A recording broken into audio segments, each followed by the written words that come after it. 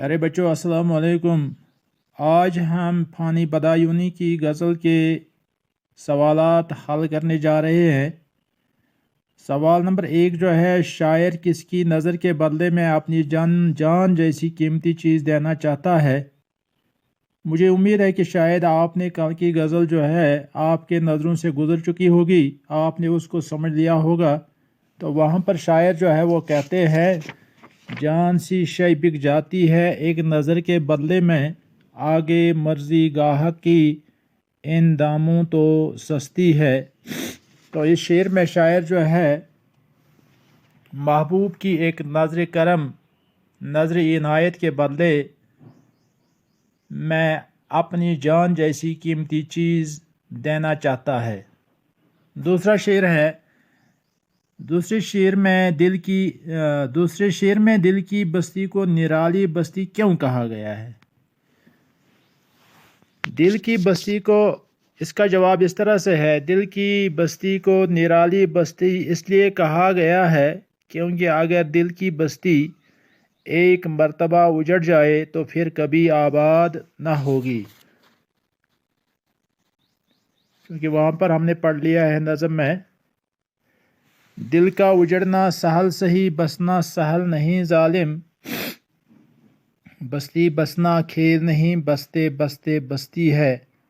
यानी अगर दिल जो है एक मर्तबा उजड़ गया, दिल में किसी तरह से भी किसी भी वजह से किसी को कोई तकलीफ पहुँचे तो फिर वो दिल से कभी नहीं निकलता। एक और सवाल है इसका, आंसू थे सो खुश्क हुए, जी है कि उमड़ आता है, दिल पे गठासी छाई है, खिलती है न बरसती है। इस शेर की हमें तशरीह करनी है।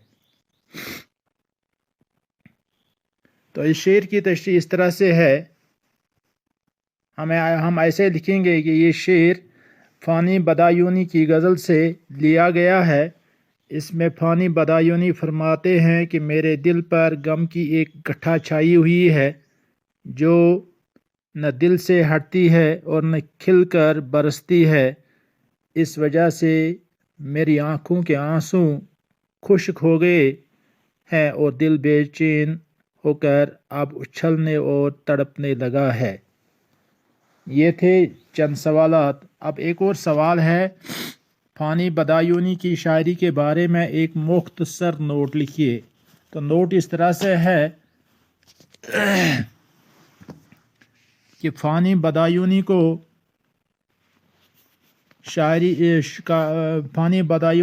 शायरी का शौक़ बचपन ही से था।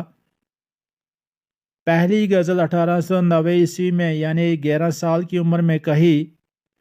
वालिद शायरी के ख़िलाफ़ थे, इसलिए फ़ानी छुप कर शेर कहते थे।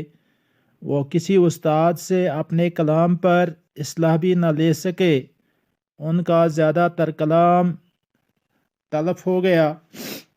जो कुछ बचा वो बाक़ियात फ़ानी के नाम से शाया हुआ।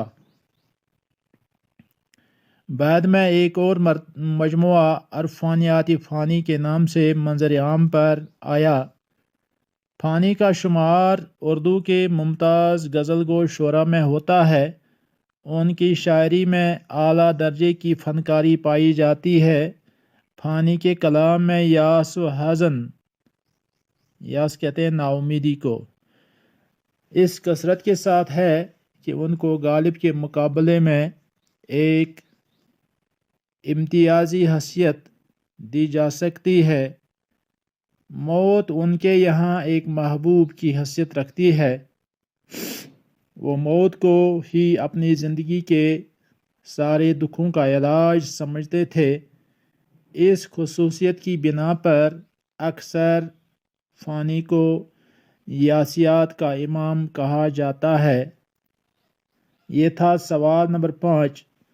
अब एक और सवाल है, फ़ानी बदायूनी की हालात का तज़किरा कीजिए। शायद याद होगा आपको कि जब मैंने कल आपको फ़ानी बदायूनी की गज़ल पढ़ी آپ کو سمجھائی، تو وہاں پر میں نے ان کے حالات زندگی کا تذکرہ بھی کیا ہے۔